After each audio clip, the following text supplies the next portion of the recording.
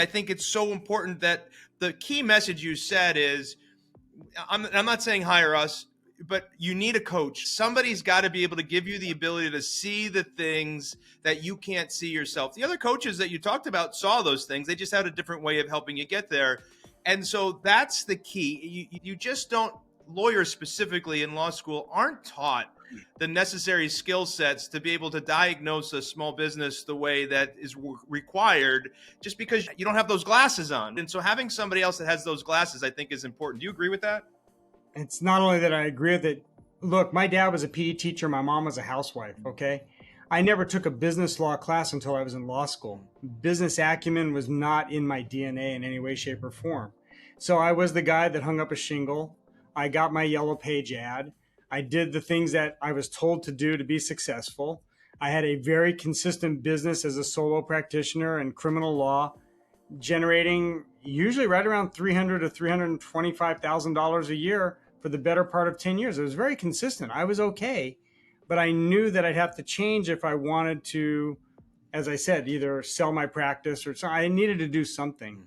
And when I latched on to you guys, it was a mechanism that I could use to grow. And actually, in the interim years, I feel like I've gotten a doctorate in business just by going through the process. So, yeah, there's a difference between being told I'll take care of the problem and I'll teach you to take care of the problem. And I'm always somebody who wants to grow, and you guys have given me the tools to do that.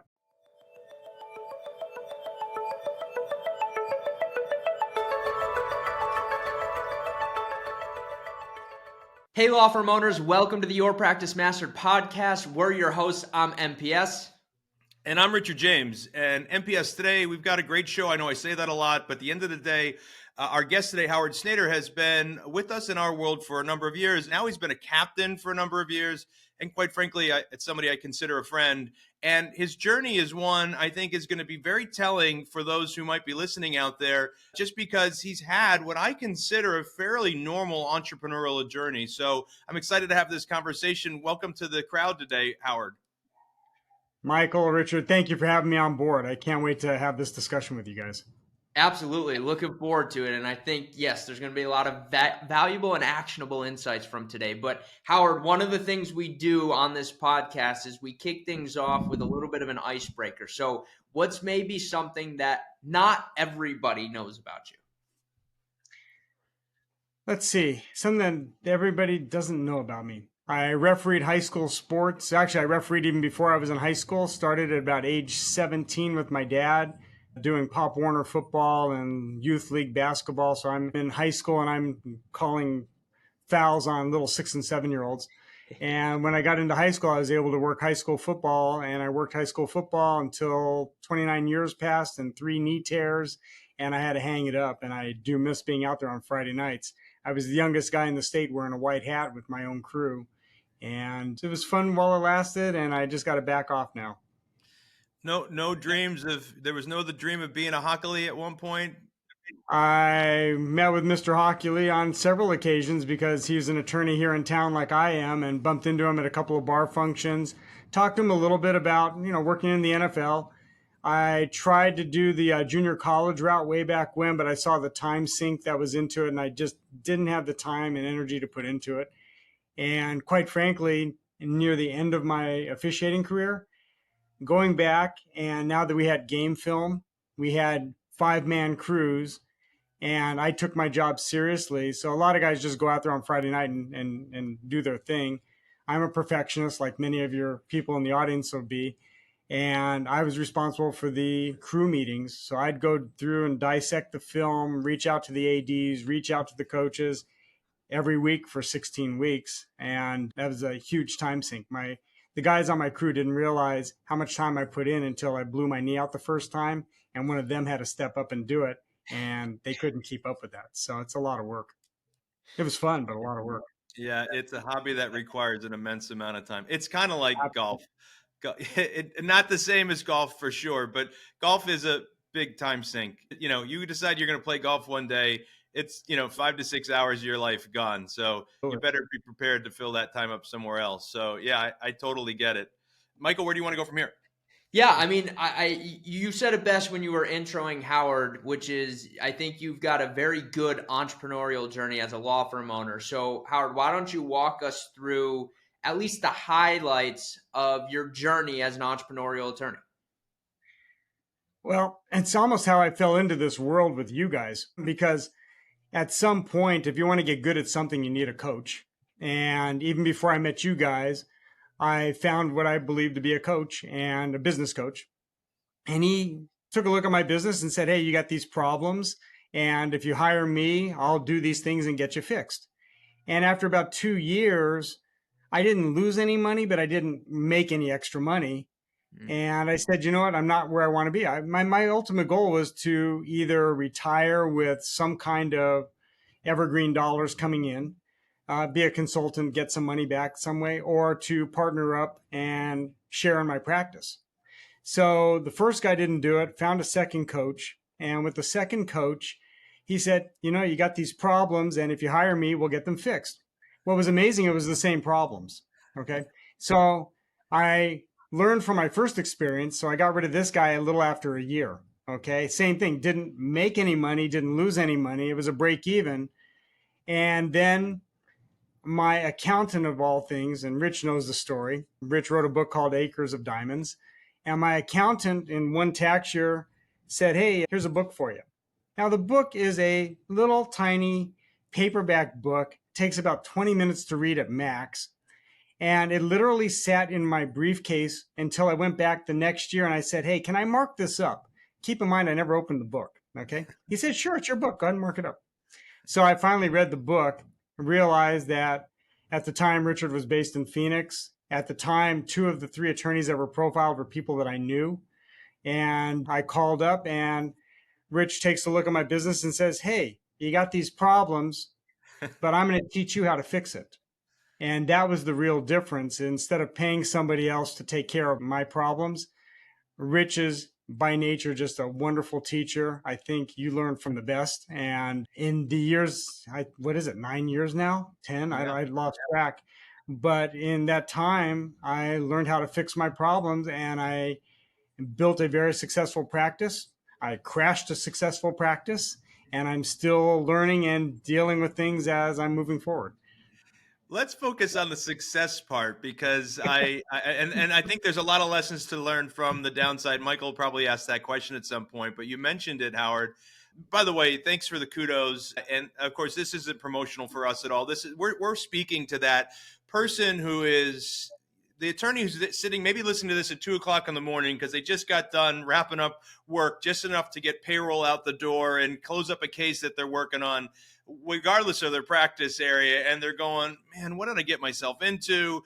And I mean, so, that was me. I mean, that's where I was.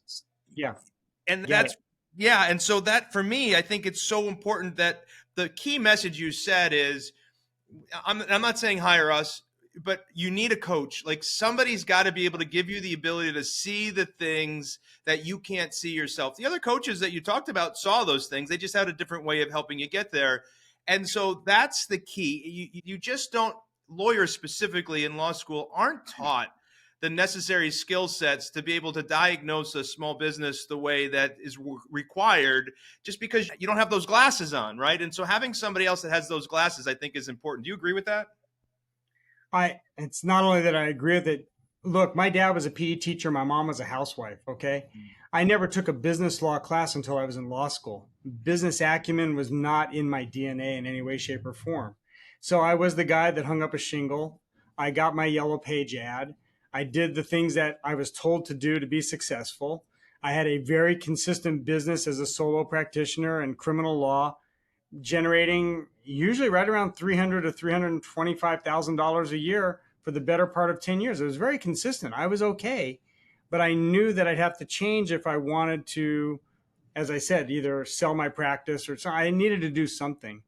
And when I latched on to you guys, it was a mechanism that I could use to grow. And actually, in the interim years, I feel like I've gotten a doctorate in business just by going through the process. So, yeah, there's a difference between being told I'll take care of the problem and I'll teach you to take care of the problem. And I'm always somebody who wants to grow And you guys have given me the tools to do that. Yeah. I appreciate that. At the end of the day, I accept the awards or the kudos or whatever, but you had to do the work. And so you get the Absolutely. reward for putting in that work to get that doctorate. And that warms my heart to know that you now have the knowledge that you can take this and literally run any business, really, quite frankly, in the world with the knowledge that you Yeah. have. And so that's awesome to me. I So firmly believe that also. yeah. That's what that's what my goal was the entire time. And now that my son is in the business, my goal, my gosh, he's unfortunately or unfortunately for him, he's heard this from a very early age. So, as long as he said he wanted to be an entrepreneur, my goal was to try to get it so he could stand on his own 2 feet too. And now he has. So with you, Howard, one of the success stories I thought was great is I remember, when you first came in. I'm going to let you answer this question. What was the first thing you remember fixing? Like, so if you got somebody who's listening to this, they sound just like you. They feel like you. They're like, that's me. What was the first thing do you remember fixing about your business that made a marked difference in how many new clients you were getting? Two things, actually three things, the way you phrased it. It's your show, so you rock and roll. Keep in mind, I was a sole practitioner, literally in the office by myself, no legal assistant, no nothing. And I was able to maintain that level of practice, okay? Number one, I got tired of those phone calls in the middle of the night. And the first thing I did was fix my phones. I got somebody to answer my phones for me so I didn't get those cold calls all day long. And what a stress relief that I didn't talk to salespeople. And what a stress relief when I didn't have to worry about goofy calls in the middle of the night. Mm. The second thing was you telling me to get a P&L. And I said, what the heck is that? Seriously, because I had no idea what it was. And so I went out and got a bookkeeper and got a P&L done. And the story I told from stage years ago was with the P&L, I was able to cut enough dollars off the top to literally pay for the program. So just in the savings of money, I was bleeding money and didn't realize it because I'd never done a P&L. So fix the phones, do the P&L. And then the third thing, which I'm forgetting about, because you said, what else did you do? It's okay. Those are two big ones. Yep, those are two big ones. Yep. Because those come under the title. Yeah, Michael. Those come under the title, Michael, of sell your way to success and save your way to solvency, right? Literally the epitome of it right there. Yes. No, I think those are two super big keys. And I mean, as you know, Howard, we meet with a lot of law firms that haven't necessarily got those down and their phone's still ringing all day. They get the calls in the middle of the night. They're the one at the first line of defense. And it's a time suck too. Never mind the calls in the middle of the night, but during the day. The real issue, though, is you've got to take a leap of faith and you got to change your paradigm and understand you don't have to be the one that answers the call to still get the business, to bring in the business, to bring in the leads. That was the third thing, Rich, was I remember you telling me stop prejudging potential clients and just set them all for appointments. Right. And I started doing that. And what was amazing is the fact that 1/3 of the people that I would have rejected ended up hiring me on some level. So I got rid of the prejudgment and got them on board. That's huge. That could be a wrap right there. I mean, you could literally stop. They could stop listening. Just go do those three things, and stuff is going to happen for them, right? So they could do those three things, but there's ways to do it better, and that's where a coach comes into play. So fair enough. No, but I think that's a great point, and you're right, Howard. The idea of filtering beforehand can be, I understand it, right? We want to work with people that we think are going to be a good mesh and a good fit for the firm, but it can also be really detrimental to your growth because now we go from this hat of looking at every lead as an opportunity to filtering every lead and having to figure out if they're going to be a good opportunity. And those are two wildly different approaches. So I think that's a very good point. Now, we don't obviously, the entrepreneurial journey has highs and lows, and I want to come back to the high, but I think we would be remiss if we didn't go through, what would you say on this journey was a down point, and what's something you took out of that? The down point hit me, and it was just before COVID, but I grew so fast. I hired for the growth, Rich warned me when he saw it coming, and I said, no, I'll be okay. But the bottom line is I didn't know how to be a better business leader, a business owner, and I did not terminate my employees. I was afraid to terminate employees that were not doing anything wrong. That's the bottom line.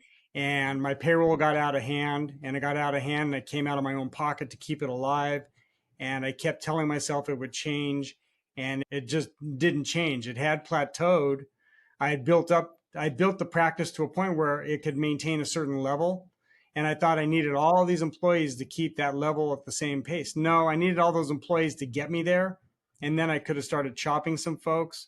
And I wasn't a aware enough business owner to terminate good people for no reason. And that was really hard.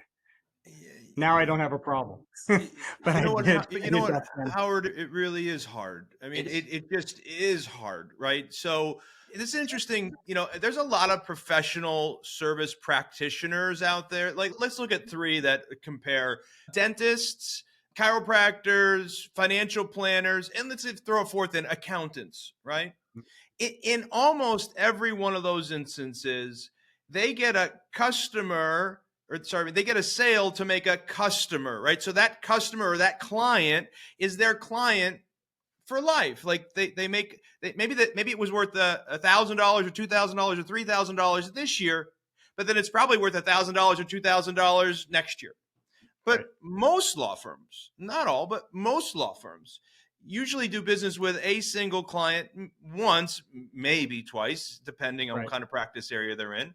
But it's that one-time deal, which theoretically means for most law firm owners, certainly the retail law firm owners who have, PI, criminal, bankruptcy, immigration, estate planning, so on and so forth, those firms theoretically wake up broke every morning. Not literally, because you have your payment plans that are coming, right? But if you don't get new business today, at some point in the future, that's going to affect cash flow.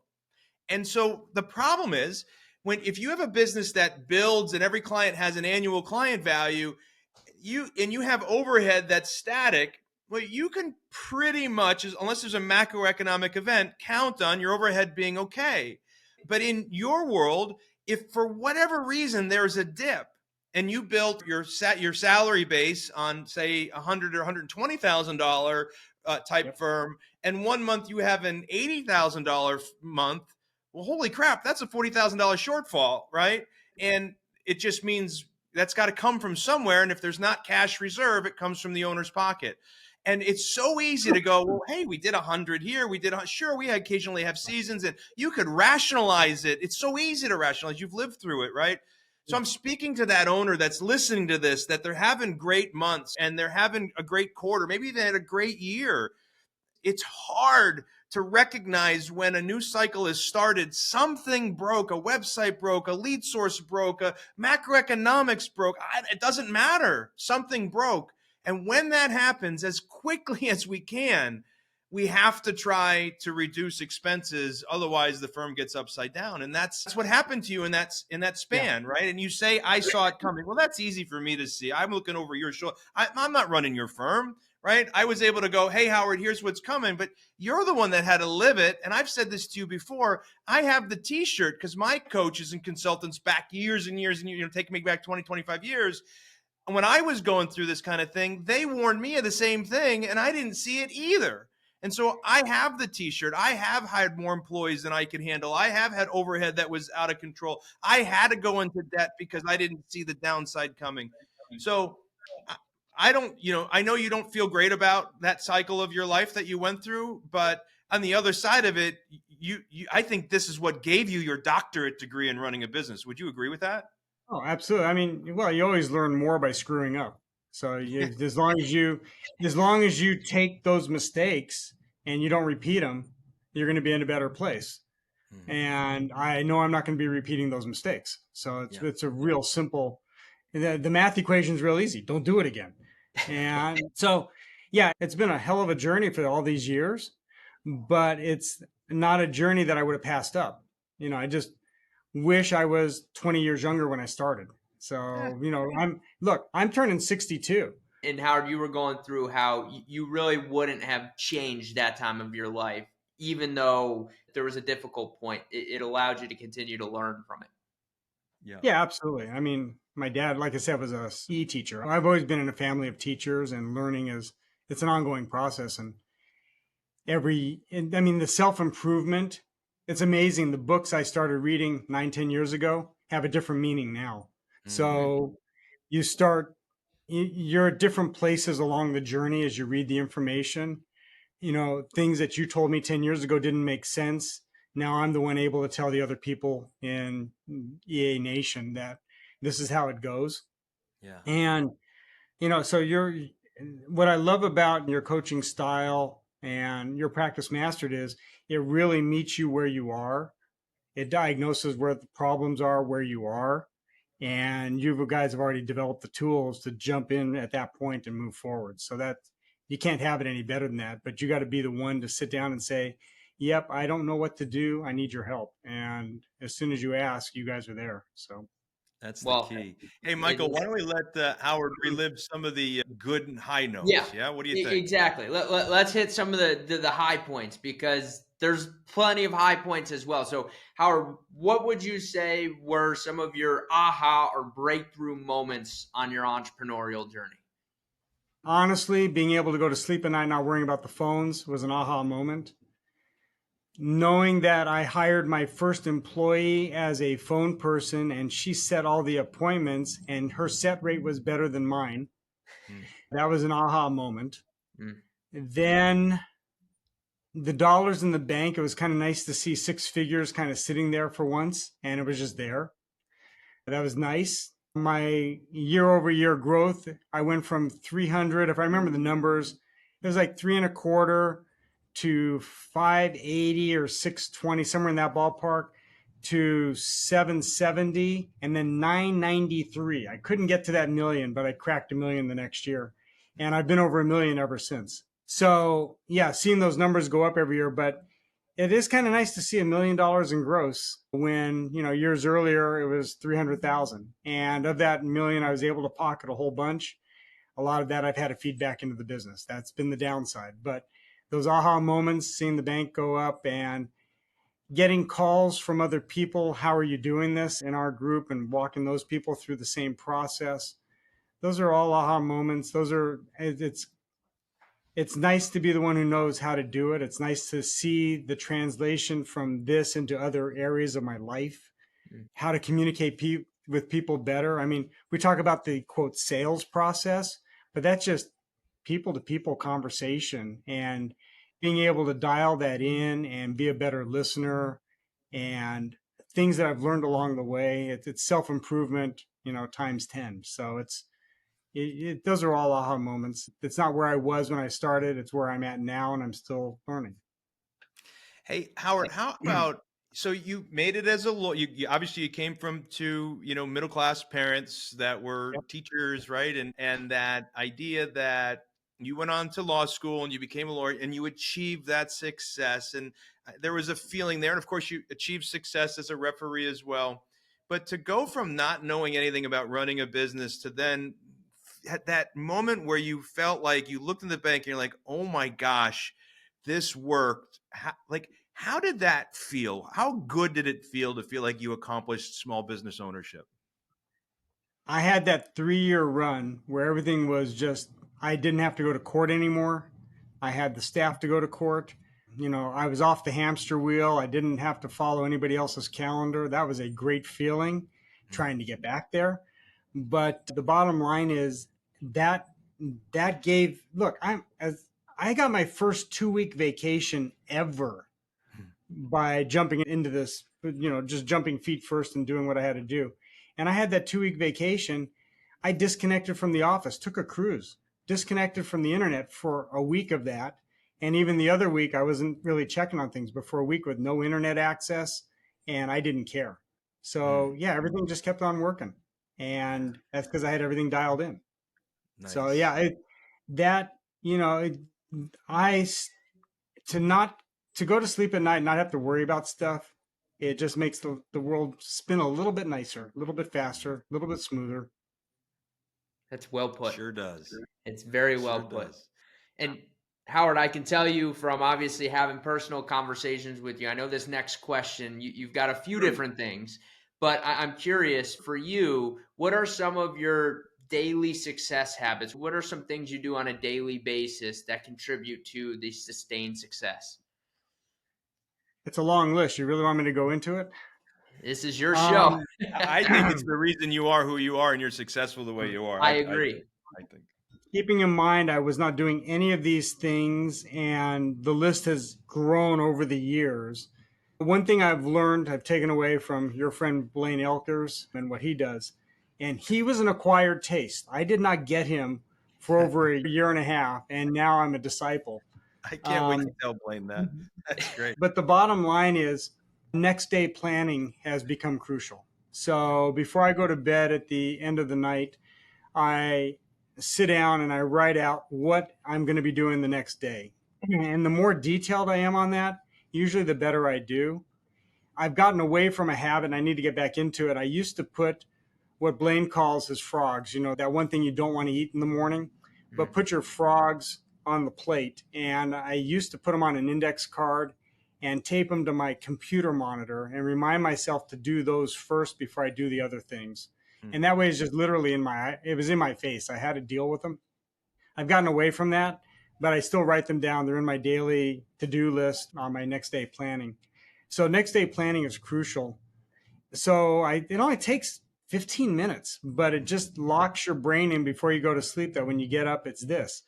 So now the next day planning for me, and I was showing my wife this the other day, I started a physical health regime a few years back. And it's been 4 years as of November, and I didn't realize that. And my morning routine, so when I do the next day planning, my morning routine is what time am I getting up? What time am I doing my cardio? What time am I doing my resistance training? And what time I have to leave. So I have to box all that in before I leave in the morning. And usually it's criminal, so I'm heading off to court for an 8:30 somewhere. And then I finally get back to the office to get to the work I got to do. But it's just drilling in that morning routine the night before so that when I wake up, I don't have to think about it. I just go into it. The night before routine includes, getting my suit ready for the next day. It's things I don't have to, if I don't have to think about two things in the morning, great. And, what tie, what shirt, whatever, it's all picked out. It's all hanging on a rack. I just go shower and put it on and I'm out the door.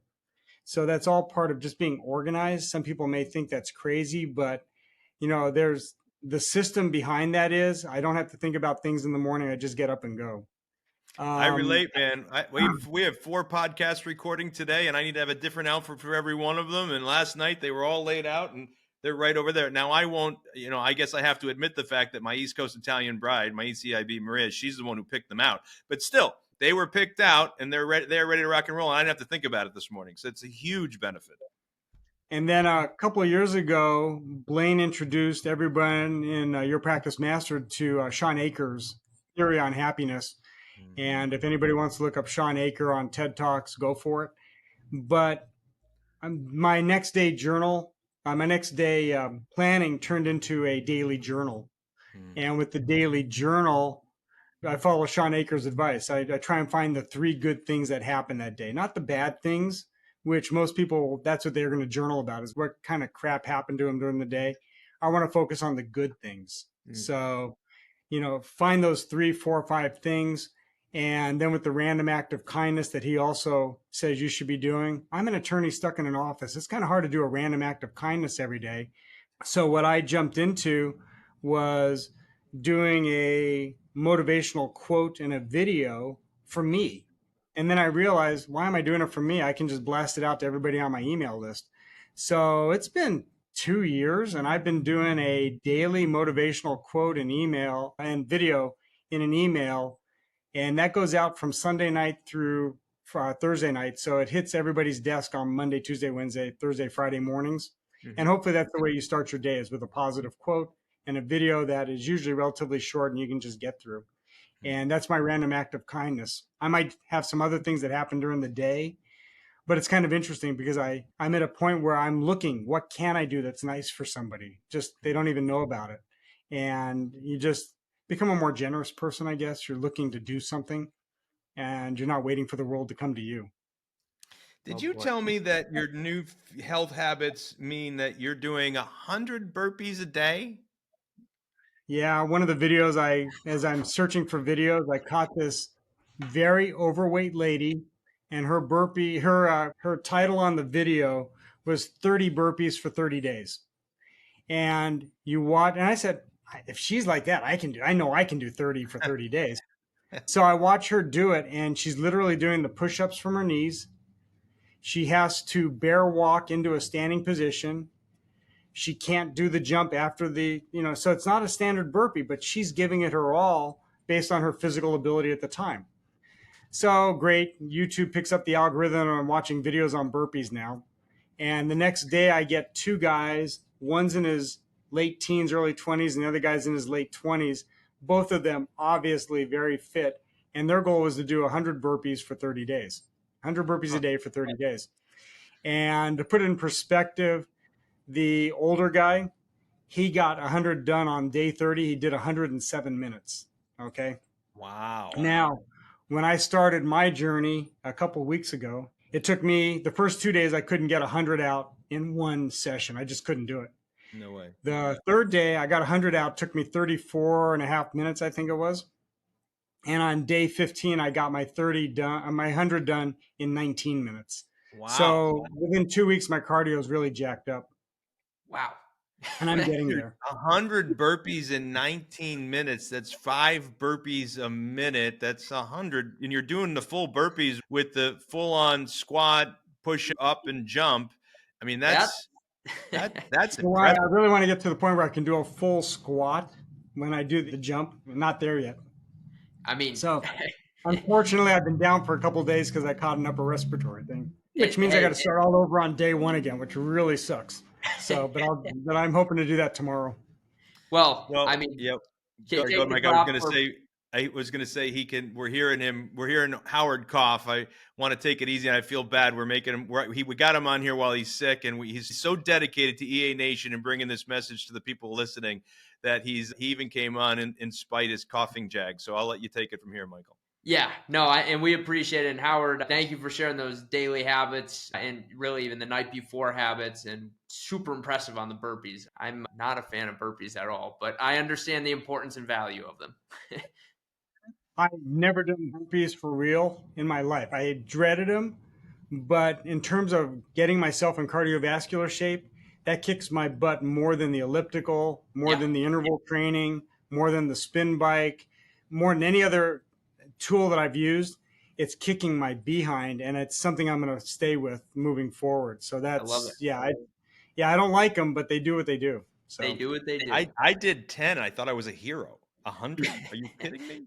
yeah. You got to get 10 done in 50 seconds. That's where I'm my at. goodness. Oh my goodness. Well, Howard, we like to kind of wrap things up with what's got you excited, what's got you fired up and excited today. Could be personal, could be business, whatever it is. I guess it's still business. As you guys are aware, I merged my practice just in the last couple of months with Stewart Law Group. And he wants me to come on in and really build out the criminal side of things. Got to wind down my leftover cases. Until then, I don't have the capacity to jump in with both feet over there. We're a few months away from doing that. Mm-hmm. But to know that he trusted me, and Scott Stewart's part of your world too, but to know that Scott trusted me to do what needed to be done, that I understood how he operates his business, because we're speaking the same language, it helps.